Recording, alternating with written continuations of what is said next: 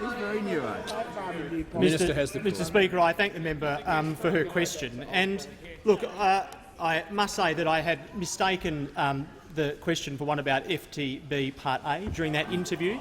I had, but honestly, Mr. Speaker, if after the number of interviews yesterday, the most important thing is misunderstanding a question about FTB-B for FTB-A is on your mind, fair enough. But the issue that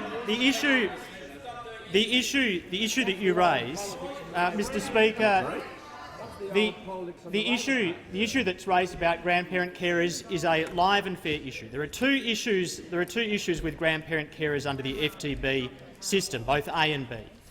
The first issue is one that it is very difficult to tackle and which needs to be given further policy attention.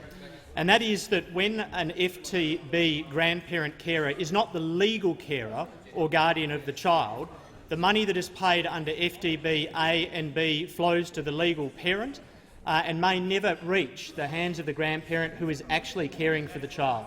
And in actual fact, that is a very, very large problem that we have to work through as a government and as a parliament, and fixing that problem is not easy. The secondary problem is the one that you've mentioned, and unequivocally here what we are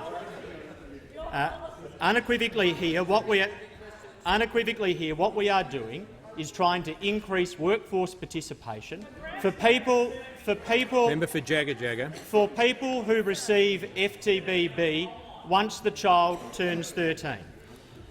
There are about 1.3 million families who receive FTB-B. Those that are looking now at having a reduction because of the fact that their child is turning 13 represent a very small number of that 1.3 million. But what we are saying is there has to be proper incentives in that system for those parents to re-enter the workplace once their child turns 13. Now, we would acknowledge that a grandparent carer is probably the cohort where their ability to re-enter the workplace is more limited than other cohorts. Not without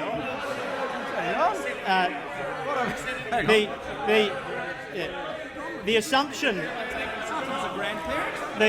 The unfortunate Members will cease interjecting. Mr. Speaker, The Leader of the Opposition, the member for Chifley. Mr.